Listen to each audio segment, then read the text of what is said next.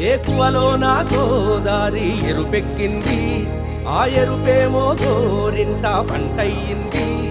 ఏకువలో నా గోదారి ఎరుపెక్కింది, ఆ ఎరుపేమో గోరింట పంటయ్యింది. పండిన చేతికెన్నో సిగ్గులొచ్చి ఆహా సిగ్గంత చీరగట్టింది. చీరలో చందమామ ఎవరమ్మ, ఆ గుమ్మ సీతమ్మ. సీతమ్మ వాకిట్లో సిరిమల్లె చెట్టు, సిరిమల్లె చెట్టేమో తిరగబూసింది. కొమ్మ కదలకుండా